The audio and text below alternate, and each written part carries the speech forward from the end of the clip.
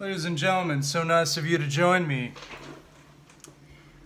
Over the years, a creative way of teaching concepts like characterization, conflict, as well as caregiving in classes where maybe their paper might deal with examining plays, or, for example, in an argument class, doing a research paper on nursing homes, looking at the pros and the cons. I like to use the Charlie Babbitt characterization from Rain Man, where in this case, it kind of puts a human face on the issue, and it's presented in what I would call a blocked performance, where you have all the actions and reactions of the one character, that being Charlie Babbitt, and then you just kind of have to infer what he's reacting against. In this case, what I did was I combined certain scenes, because essentially what I'm doing is whittling down a over 2 hour movie into probably what's more or less like a half-hour performance, where it's a sequence of scenes that shows character progression. In this one anthology I used to use called Story and Structure, the editors Arp and Johnson pointed out this concept with characterization of three conditions for convincing change. That if a character experiences an epiphany, which is a moment of profound insight, for either the better or the worse, that is it sufficiently motivated? Is the motivation significant enough? What about the consistency of character? Does it seem somehow consistent, something inherent within the character that makes it believable, or does it just seem very inconsistent and forced? And then, is there a sufficient amount of time? So sometimes I'll have students answering questions about that. Students that are dealing with like the nursing home and caregiving issue, perhaps they'll have questions dealing with family disclosure, non-professional care, and also just how the caregiving impacts the caregiver. So one thing that I'd like to point out, ladies and gentlemen, is, and I do apologize about this, I tried in some way to maybe rehearse it without the foul language, but Charlie Babbitt, there is, I should say, some use of the F word, the S word. It just didn't seem right for the character to kind of, much like you'd have in a TV edit, to edit that out. To capture the punch of the anger or the hurt that Charlie feels. But I do want to apologize about that for maybe, audiences that are viewing this that have more sensitive ears. It's not me, it's the character. Okay, so I think before we begin, let me give you a little bit of background. I have a little clipboard right here. So the story essentially is a story of two brothers who couldn't be more different. You have the younger brother, Charlie. That's the portrayal that you're going to see. He's portrayed in the film by Tom Cruise. Raymond is played by Dustin Hoffman. He's the older brother. And he's an autistic savant. He's lived in Walbrook Convalescent Home, is taken care of by one Dr. Bruner. The father, Sanford Babbitt, has entrusted Dr. Bruner to take care of Raymond at Walbrook Convalescent Home. Interestingly, at the start of the story, Charlie does not know that Raymond exists at all. This is actually what gives rise to the title of the film, Rain Man. Rain Man is a phonetic play on the name Raymond. Charlie, all he recollects is that he had this imaginary childhood friend that he would play with. He was so young. I mean, he was like 3 years old when the father decided to take Raymond away. He just felt that Raymond, given his special needs, that perhaps he would be a harm to Charlie. There's one traumatic flashback that Raymond has at a certain point. It's not something I'll be acting out, but that Raymond has regarding hot water burning the baby, and he was preparing a bath for Charlie, and Sanford Babbitt became enraged because he, worried that Raymond was going to hurt Charlie by scalding him with hot water in a bath. And but yeah, so basically Charlie does not know he has an older brother. So think about that, because essentially in the early scenes, Charlie comes across as very materialistic, very self-absorbed. And now, of course, he evolves out of that. And so this is where kind of the three conditions for a convincing change come in. Now, do understand that I'm taking something that occurs over several days. It's an over 2-hour movie, and I'm truncating it. So that's something to consider when you're thinking about how much time a character has. But yeah, so they couldn't be any more different. Charlie, while Raymond is this autistic savant, he lives in a world of his own. He doesn't like to be touched. He doesn't like to go out when it rains. He doesn't like to fly because planes crash. Charlie, he has to watch People's Court at like 4 o'clock, otherwise he throws a hissy fit.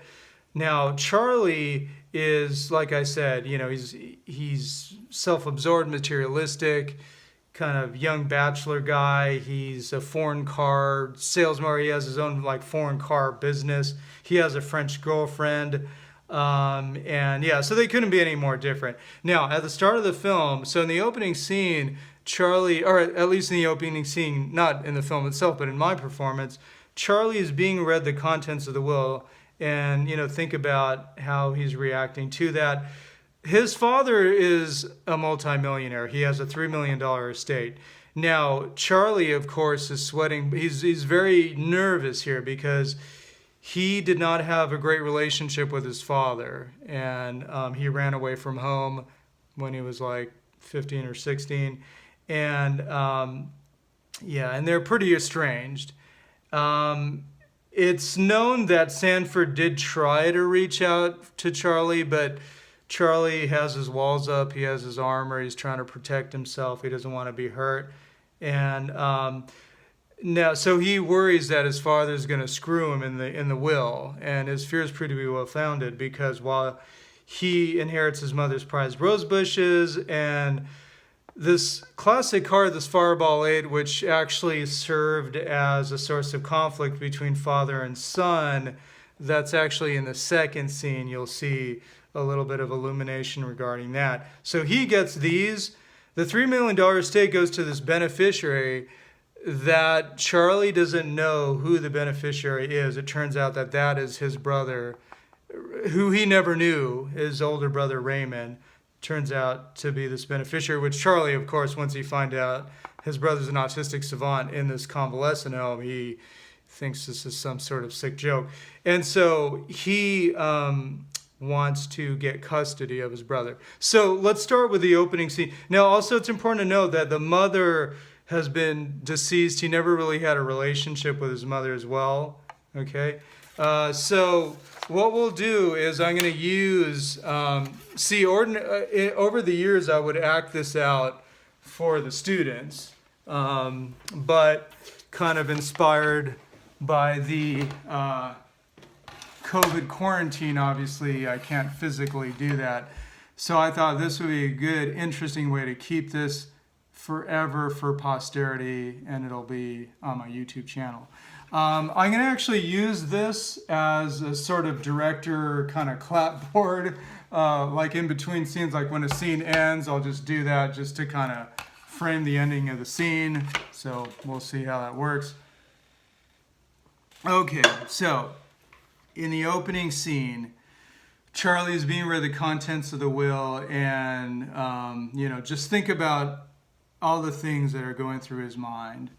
Okay, and whether or not his father is going to screw him over. Got to get into character here, ladies and gentlemen. Okay.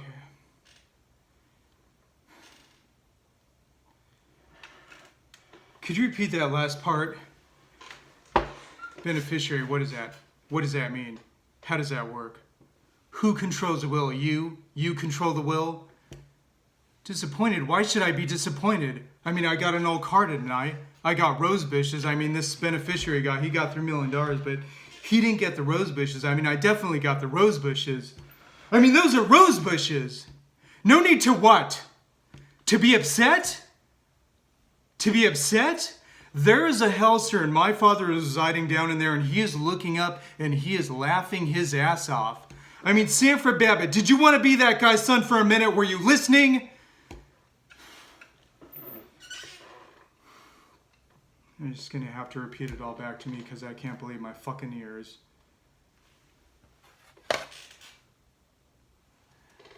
That was curse word number 1, ladies and gentlemen. Let's not have that happen again.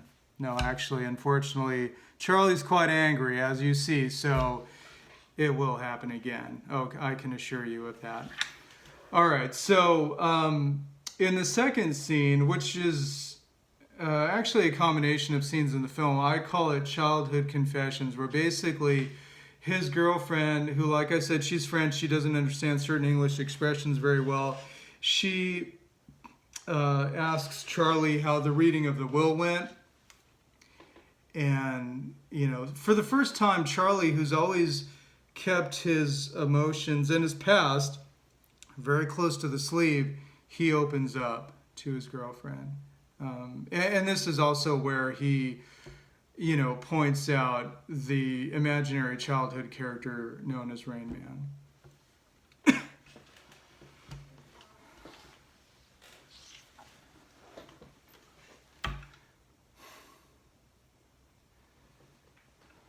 I got what I expected.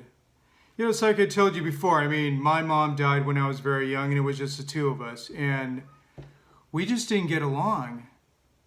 I mean, when you think about what your parents are supposed to mean to you, and what are you doing? Put that picture down. You want to hear a story? I'll tell you one story. Look, I'm just saying. The car was off limits. That and the goddamn rose bushes. It's a classic example that he commands respect. That his possessions are not to be trifled with. They're not for children.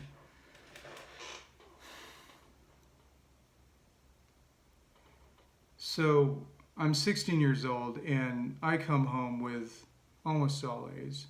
So I asked the old man if I could take the car, you know, take the guys out on a little victory drive. And he says no. I just take the keys anyway. Yes, without his permission. Why? Because I earned it. Don't you understand? Nothing I ever did was good enough for this guy. We're on Bell Parkway, 5 kids. We get pulled over. Pulled over. Woo, woo, woo. Right. The cops. Can I finish? You see, my father had called in a report that the car was stolen. Not that his son took it without permission, just stolen. The other guys, their fathers bailed them out after one night. My father wants to teach me a lesson, so he lets me stay in there for 2 days. 2 days.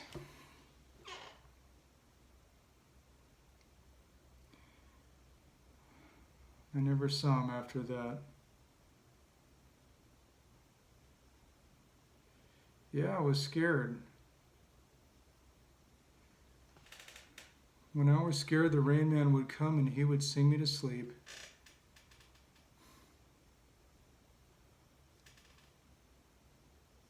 Rain Man, it's just some imaginary character I created when I was a kid. I don't know what happened to him. I guess I just grew up.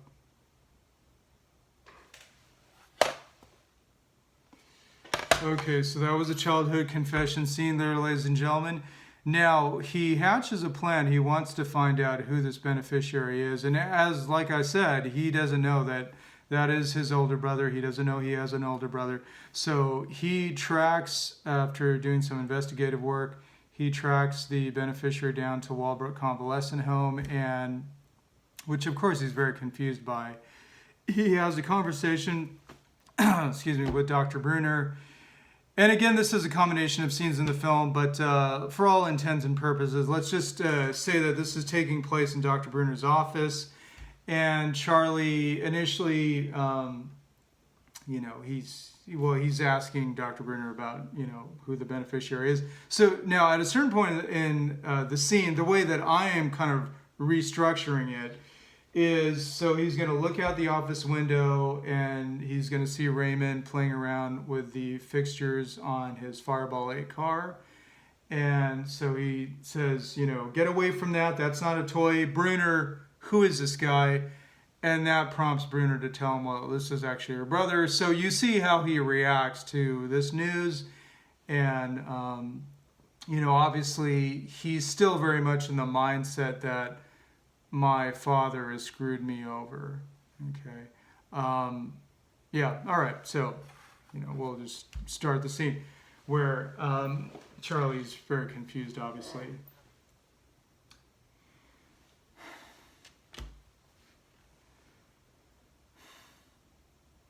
Dr. Bruner, whatever this is about, I don't understand the need for secrecy. I mean, this patient of yours is an old girlfriend of my father's. Okay, so you've been providing a service and you haven't been compensated. I mean, that hardly seems fair. Maybe that's something we can discuss. You don't think that maybe I should feel some of that loyalty, right? I mean, that loyalty you displayed for my father. Dr. Bruner, I thought maybe I could come here and you could tell me why my father did what he did. Try to help me understand. Failing that, I have obligations and they have to be met, even if that means a fight.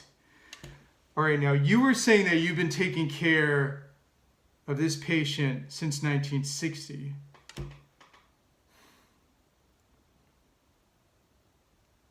It's here my mom died. What are you doing down there? Get away from that. That is not a toy. Bruner, who is this guy? Brother, I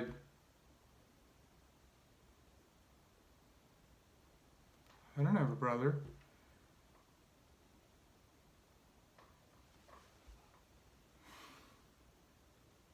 Is he crazy?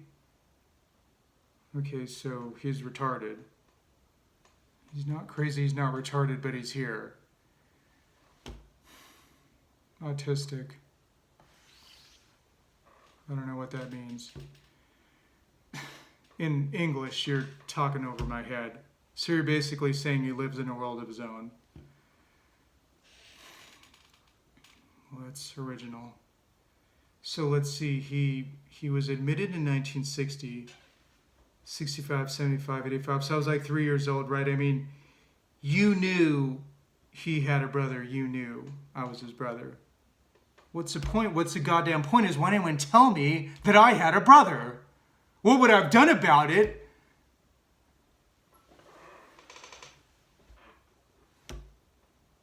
I don't know. I mean, does he know that he's just inherited $3 million? He doesn't understand the concept of money. I mean, he's just inherited $3 million and he doesn't understand the concept of money. Well, that's just poetic. Good old dad. Okay, so as you see, he's very upset, very concerned about the money. So now he hatches a scheme, and this is where he becomes a caregiver. I mean, basically, he takes it upon himself. No one's asking him to be a caregiver. And I think actually that's a significant difference, that he actually is forcing himself into this situation when he could just leave his brother. It's bought and paid for. He could just leave him in the hospital. So, in the outline that I create for the character arc, I entitle this The Ill-Equipped Caretaker, where Charlie's taking on this responsibility, but he's always just worried about himself. So he's woefully unprepared for all the idiosyncrasies, like, he doesn't like to, Raymond doesn't like to fly. He, so they have to take this protracted road trip.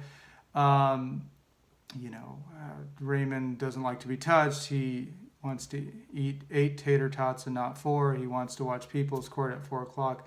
Otherwise, he throws a hissy fit. So Charlie has to deal with all this, where Charlie's always just worried about taking care of himself. And then also, he takes he doesn't ask for permission. He takes his brother, also under false pretenses. He knows his brother likes baseball, so he says, oh, you want to go to L.A., watch the Dodgers, Fernando Valenzuela, and Raymond doesn't know what the hell's going on. So he goes along with him, and at this point also, at a certain point, Charlie's girlfriend leaves him. So the next scene, everything's kind of coming to a head. I call it the highway meltdown scene, and Charlie gets very pissed off, ladies and gentlemen. And in this case, his girlfriend has left him. His business is struggling, and they have to take this protracted road trip. I think that's pretty much it. So as far as the setup, okay, so we're driving in the car, and just picture Dustin Hoffman is right here, and I'm going to get very pissed off at him. So just watch yourselves, ladies and gentlemen. Well, I hope you appreciate the irony of this, Ray, because my business is going in the toilet. I need to get back to my business. My business needs me.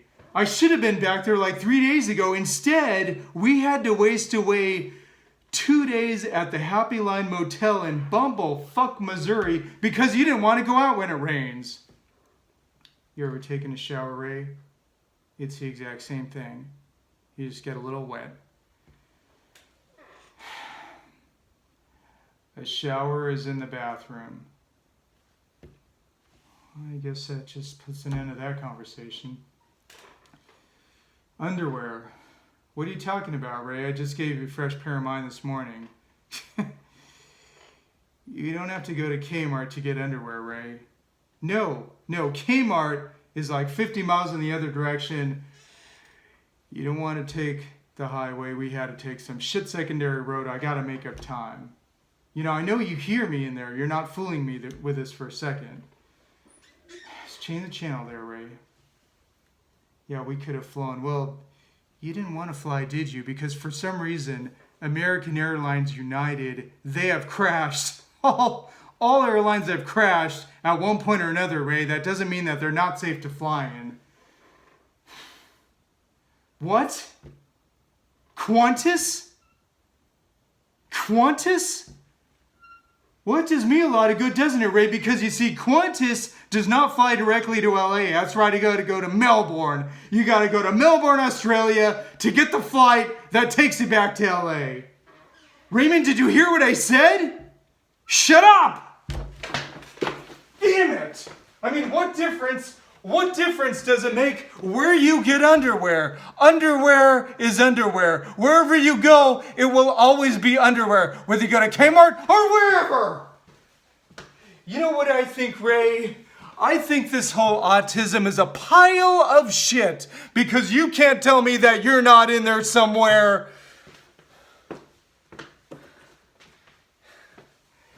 I gotta make a stop, Ray. I gotta make a stop in the next town, Ray. Because you are killing me, man. I gotta see a psychiatrist because you are killing me.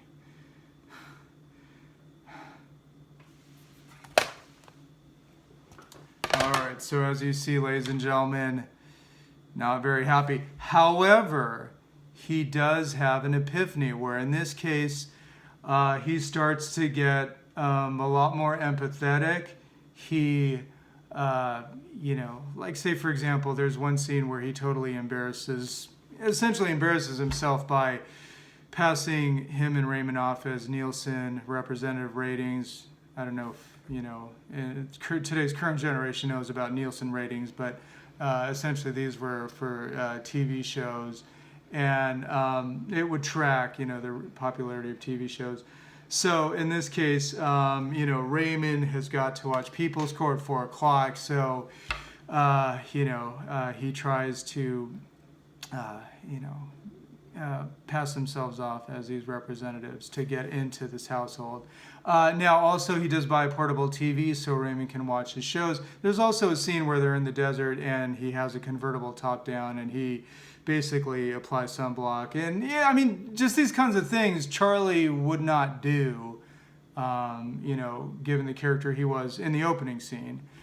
And so essentially, this is where the character starts to evolve, and he kind of has this, starts to have this moment of profound insight, probably after the blow up and meeting with the psychiatrist, where just how important family is, and he starts to value that. Now, at this point, he also teaches his brother how to dance, and that's what the next scene is going to be. And where it's taking place in a honeymoon suite in Vegas. And in this case, he's, essentially embarrassing himself, teaching his brother how to dance. Now, there are those that can argue that, well, Charlie is acting based on self-interest in the sense that, so his business is in trouble. He's in debt, and he knows that Charlie is very good with both toothpicks, and also he can count through a deck of cards. They're near Vegas. So they get all spruced up and hit the blackjack tables. That works out really well for them. And, so of course there are people that can argue that, well, he's just using his brother for his skills. And certainly there's that element to it. But, the larger element is using, as we would call it, the Rogerian argument, where you look at opposing viewpoints and have qualified statements, is that he is starting to care about his brother. And now in this scene, I'm going to be dancing with an imaginary person. I decided to use my swiveling chair to achieve that effect, because I can't really stand. Obviously, I'll be cut out of the scene, and I wanted to keep the camera at this angle right there. But so in this case, when the dance is nearing its end, he tells his brother, you're a very good dancer. Now, in the film, what happens is, Cruz, he reaches out, Charlie Babbitt, he reaches out to his brother Raymond. He says, you're a really good dancer. You want to give me a hug. And then actually Raymond starts to slap his head, get hysterical, because he doesn't like to be trudged. But you see here how Charlie, the focus for him is more on wanting to connect with his brother. And that's really what the scene is about. The scene is not necessarily about, the fact that Charlie's using his brother. It's really more about that he wants to develop a connection with his brother. And so I'll just kind of code the hysterics by saying, you're a really good dancer. You want to give me a hug? And then, I'll code it that way. And, you see the way that this scene ends. You see the difference here if you compare contrast the way this scene ends versus the way that the scene, which I entitle Business Psych with Dr. Bruner, ends. Charlie's really a totally different character. And also, those of you dealing with caregiving, you see the impact that can have on the non-professional. Say, for example, in the film The Savages, you have this scene where there's Eduardo, this nurse, who's taking care of, an elderly, and for him it's just a job, so in this case he's not emotionally impacted in that way and not vulnerable. Like Charlie at the end of the scene is very vulnerable in ways that he has never been. So you have to ask yourself, would Charlie, had he not made the mistakes that he made, and had he not gone on this journey with his brother, would he have changed in that respect? Okay, so the scene takes place in the honeymoon suite, and we'll open up the scene with Charlie, just kind of escorting Raymond in to the honeymoon suite. I guess I don't need the sunglasses. I needed it in the car scene for optimal cruise control, but in this case, we don't need it. All right, so let's go ahead and begin. Now, it might look a little bit silly dancing with an imaginary person, ladies and gentlemen, but it is a very touching scene here. Okay. All right, Raymond. Well, here we have the honeymoon suite. Now, I had them put your bed right by the window, overlooking the strip with all the lights. Look at you up by all those lights there, Raymond. Mr. Vegas, you are Mr. Vegas. We made a lot of money tonight, Ray. We made a lot of money. Forgetting the $3,000 that you threw away at the Wheel of Fortune, which, by the way, I'm sorry that I got angry with you at the roulette table. I just I just got a little greedy there. I mean, the people, the money. I got a little carried away, and I am sorry. Because I got to thank you there, Ray, because you that was all you. I mean, you saved my butt. I was just there. I was just along for the ride.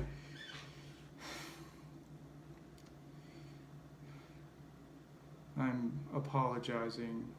The people, the money. I just got a little carried away, and I am sorry. But you're going to celebrate tonight. You got a big date with Iris. Yeah, you think she's pretty there, Ray? Sparkling, definitely, very sparkling. Well, you look great in that suit there, Ray. Well, it's not a Kmart suit. Well, let me let you on in a little secret. Kmart sucks. But I think she'll overcome her disappointment and not seeing you in a Kmart suit. Maybe you'll do a little dancing. But you've never danced before? Well, I'll have to teach you sometime. Ray, she's not going to force you to dance. I mean, maybe you'll enjoy some steak, good conversation, some wine. Okay, all right. Sorry I haven't brought it up. I forgot you're going out with the only dancing hooker in Vegas. All right, so when you're dancing now, we're going to have some music on here now. When you're dancing, you want to come front and center. Now, I'm going to be Iris, and, you're going to lead. Now, when you dance, you got to touch someone. So you're going to put your one hand right here. You're going to put your other hand on my hip right here. Now, you want to pay attention to your feet. Keep your feet moving there, Ray. You want to think about, the melody, the rhythm. And just kind of, keep in time there, Ray, with the rhythm. Okay, now, when you dance with someone, you can't look at your shoes the whole time. So you just want to lift your chin up, and, I mean, that's it, Ray. I mean, this is it. This is dancing.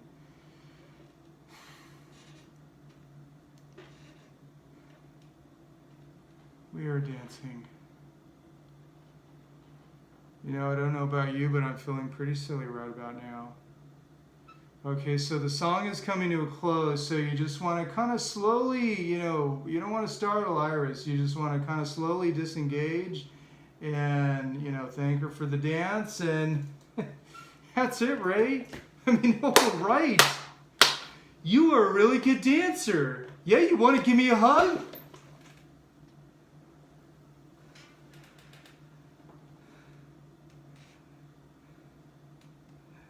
I just want to give you a hug, Ray. I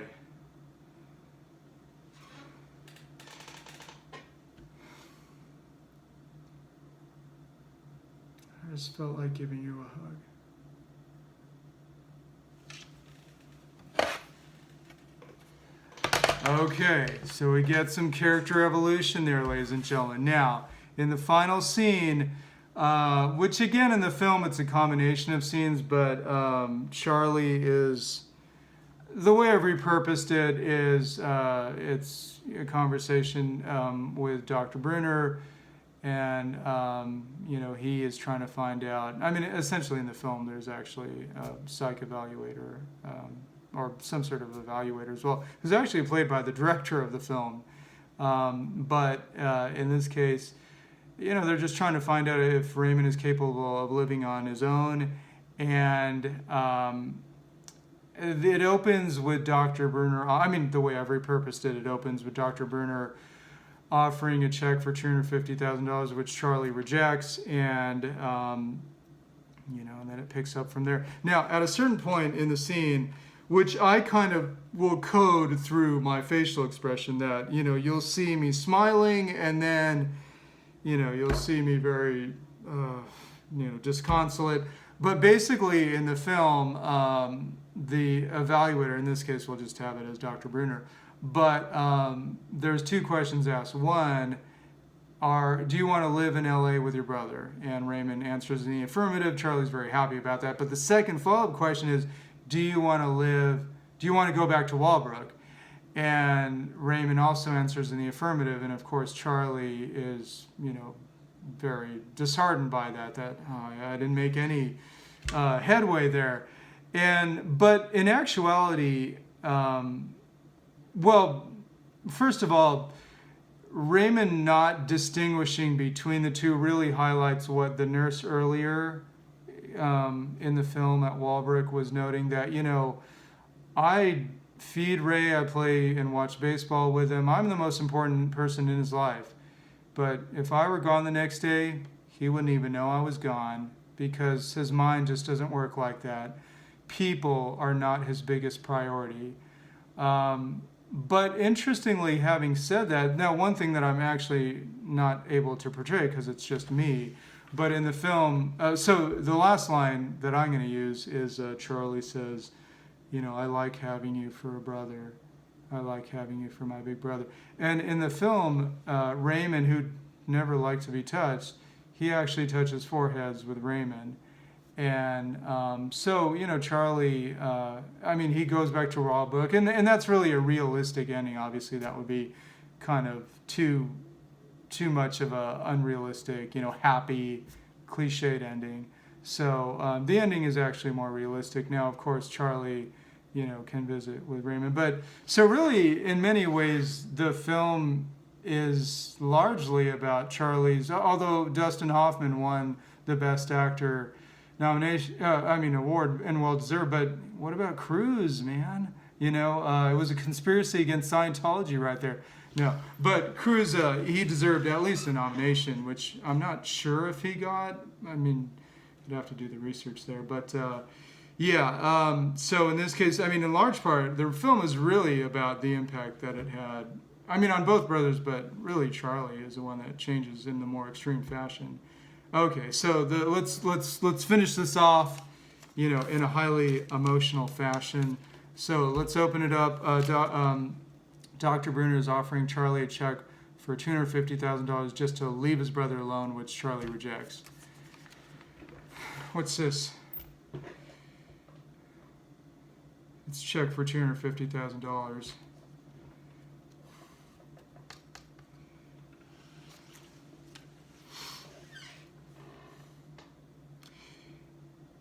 A week ago I had asked you why you never told me that I had a brother, and you didn't have an answer.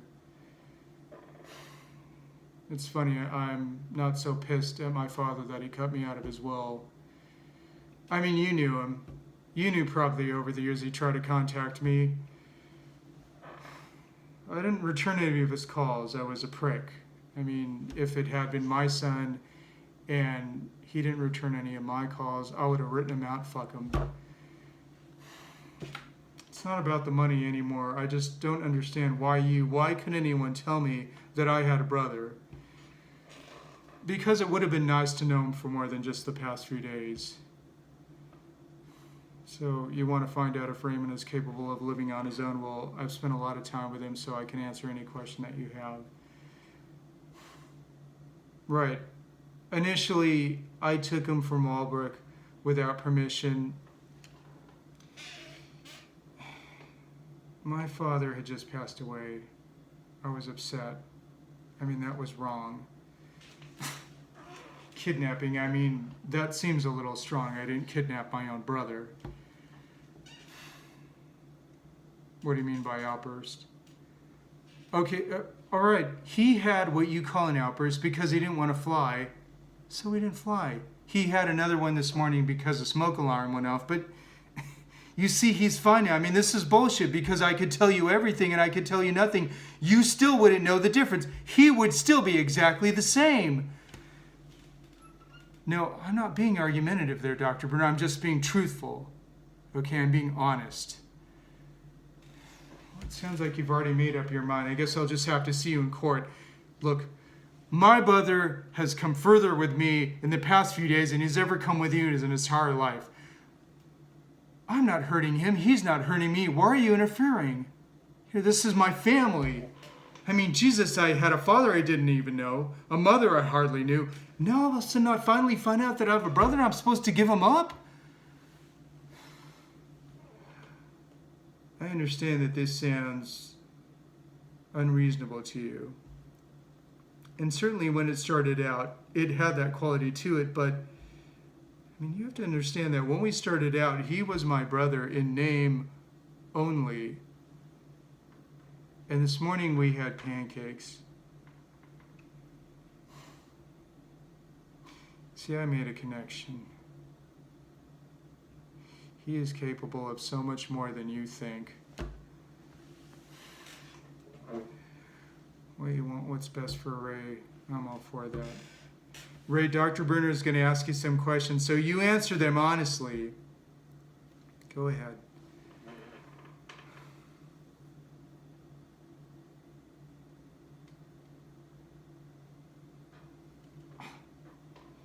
Okay, you've made your point. You don't have to humiliate him.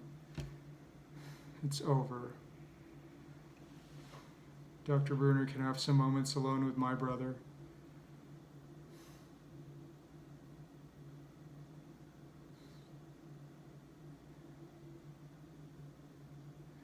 You don't like being asked questions, do you?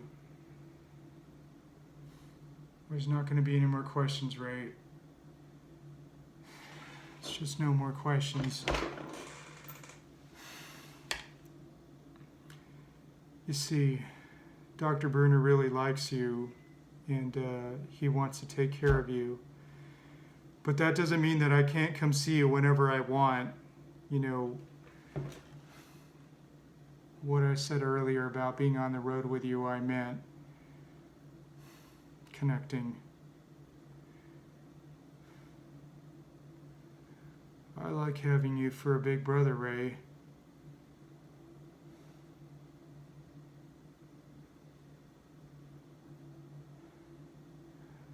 I like having you for my big brother.